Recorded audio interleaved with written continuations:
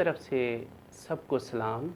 آج جو ہے وہ ہم پولس رسول کا خط گلیتیوں کے نام کا تعارف دیکھیں گے، کیونکہ یہاں پر لکھا ہوا ہے کہ جب پولس رسول نے پہلا سفر کرتے ہوئے اس علاقے میں کلیسیائیں قائم کی تھیں، اس لیے یہ خط پولس کے دوسرے خطوط سے تھوڑا مختلف ہے۔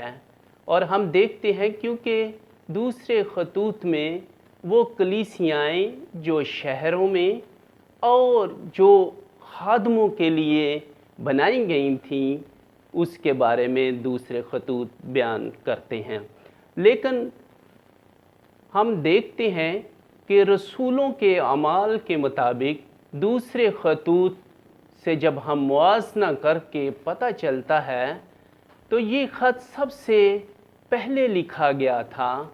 اس زمانہ میں گلیتیوں کی کلیسیا میں ایک بڑا مسئلہ تھا، کیونکہ یہودیوں نے جب یسوع مسیح کو قبول کر کے بہت زیادہ یہودی جو تھے وہ گروہ بن کر جھوٹی تعلیم جو ہے وہ پھیلانے لگے، تو ہم دیکھتے ہیں اس کی وجہ سے کلیسے ارکان اور ایمان جو ہے وہ کمزور ہوتا گیا۔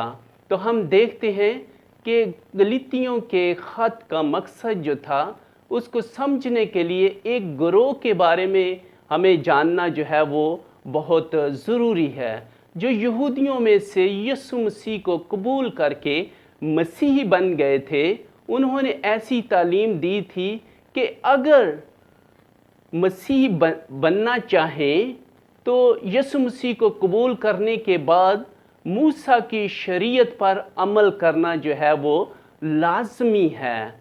اس لیے شریعت کے مطابق زندگی گزارنا مسیحی بننے کا ایک ثبوت کہتے ہیں۔ تو ہم دیکھتے ہیں انہوں نے یسوع مسیح کے علاوہ اور اضافہ کر کے موسیٰ کی شریعت اس کے اندر ڈال دی، اور یہ تعلیم زور پکڑتی گئی اور زور سے وہ اس تعلیم کو سکھاتے رہے۔ تو ہم دیکھتے ہیں اس لیے پولس رسول گلیتیوں کے خط میں موسیٰ کی شریعت ڈالنے کا مطلب یہ ہے کہ یسوع مسیح کی صلیبی موت اور نجات اور گناہوں کی معافی کامل نہیں۔ ہم دیکھتے ہیں اور کلیسیائیں جو کلیسیائی ارکان تھے ان کی زندگی میں روح القدس کام کرتا تھا۔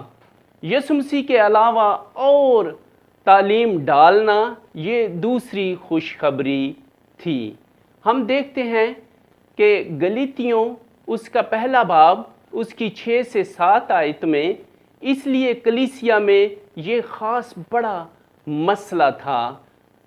پولس رسول نے لکھا کہ اس کے علاوہ اور دوسری خوشخبری نہیں، کیونکہ اس گروہ کے لوگ کہتے تھے کہ یسوع مسیح کے احکام کی تابع داری نہیں، صرف موسیٰ کی شریعت کے احکام کی تابع داری کرنی ہے۔ پولس رسول نے اس لیے اس جھوٹی تعلیم سے بچنے کے لیے یہ خط جو ہے وہ لکھا تھا۔ اس لیے اس خط کا آغاز دوسرے خطوط سے مختلف ہے۔ تو ہم دیکھتے ہیں اس لیے کہ اس میں حوصلہ افزائی کے کوئی بھی جملہ جو ہے وہ نظر نہیں آتا، کیونکہ پولس رسول نے بہت مایوس ہو کر یہ خط لکھا تھا، اور اس خط میں جو ہے وہ ہم دیکھتے ہیں کہ گلیتیوں اس کا 5 باب اس کی 12 آیت میں جھوٹی تعلیم دینے والوں کے لیے سختی سے جو لکھا تھا، جو جھوٹی تعلیم پھیلا رہے تھے ان کے لیے جو ہے وہ سختی سے لکھا گیا تھا۔ گلیتیوں 6 باب اس کی 17 آیت میں ہم آگے کو دیکھتے ہیں کہ آگے کوئی مجھے تکلیف نہ دے۔ پولس رسول نے فرمایا تھا کہ آگے سے مجھے کوئی تکلیف نہ دے۔ اس آیت میں ہم جان سکتے ہیں کہ پولس اس جھوٹی تعلیم سے کتنی مشکل اور پریشانی میں تھا۔ گلیتیوں کا خط خاص طور پر جھوٹی تعلیم دینے والوں کے لیے جواب اور آگاہی تھا۔ پولس نے موسیٰ کی شریعت اور ختنہ کے بارے میں تفصیل سے لکھا۔ جو غیر اقوام سے یسوع مسیح کو قبول کر کے مسیح بن گئے تھے، ان لوگوں کو موسیٰ کی شریعت اور ختنے کی وجہ سے تکلیف دینی نہیں چاہیے۔ تو ہم دیکھتے ہیں کہ پولس رسول جو بیان کرتا ہے کہ لوگ جو ہے وہ کس طرح گروہ بن کر جو ہے وہ دوسری خوشخبری جو ہے وہ پھیلانے لگے۔ تو رسولوں کے اعمال 15 باب میں بھی کلیسیا اجلاس میں اس کے بارے میں ایک جیسا فیصلہ دیا گیا تھا۔